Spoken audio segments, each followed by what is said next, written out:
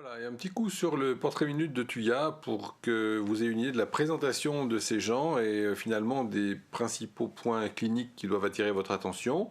Et on conclura avec les relations médicamenteuses la prochaine fois, mais je les ferai abréger exprès pour qu'on ne perde pas de temps et qu'on attaque un prochain médicament, hein. Alors, on va attaquer tout de suite le portrait minute. Vas-y Lionel, si tu veux bien. Donc deux types qui se distinguent.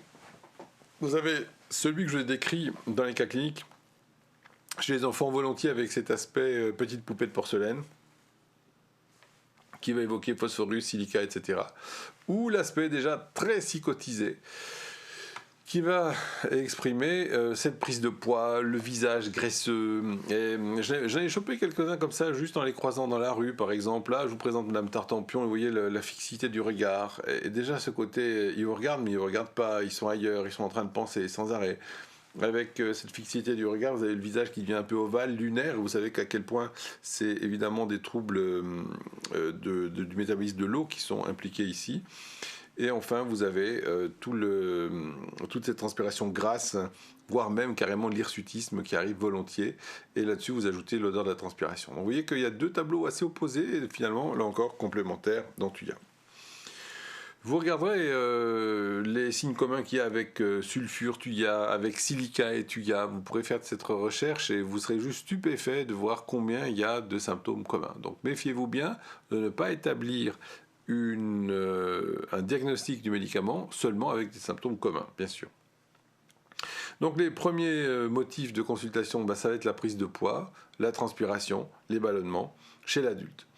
Attention aussi parce que vous allez avoir des points communs avec l'Lycopodium, donc je vous ai soulevé le problème, et même moi encore je me gourre, vous voyez, parce qu'il y a une aggravation de Tuya vers 17h. Et ça c'est très dur parce que l'aggravation est à 17h, celle de l'Lycopodium est de 16 à 20h, bref, vous voyez qu'il y a de quoi se planter très très volontiers dans ces circonstances-là.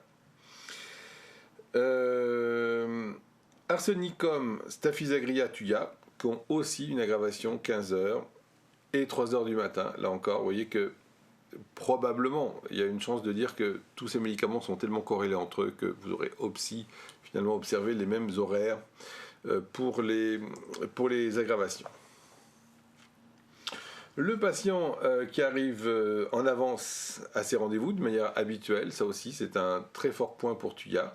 Donc vous avez silica, carcinosine, médorinum, mais vous pourrez ajouter Tuya ici. Et c'est souvent d'ailleurs un bon point de départ pour démarrer la consultation, parce que vous dites tiens, vous êtes arrivé en avance, à quelle heure vous étiez là, etc. Et hop, vous avez de quoi embrayer. Bien sûr, là aussi, vous avez l'aspect, soit l'aspect prudent, réservé, attention, soit le côté autoritaire d'emblée. Donc vous voyez que ça dépend totalement du masque qu'ils vont endosser habituellement avec vous ce jour-là. Souvent, ce sont des gens qui s'expriment rapidement. Souvent aussi, ils savent ce qu'ils veulent. Souvent aussi, ils sont pressés. Notez bien cette activité qui est un peu frénétique parfois. Ils sont à fond dans le travail, très pressés en marchant, pressés pour faire les choses et pressés dans leurs mouvements. Et c'est assez amusant de voir que c'est pressé et précis.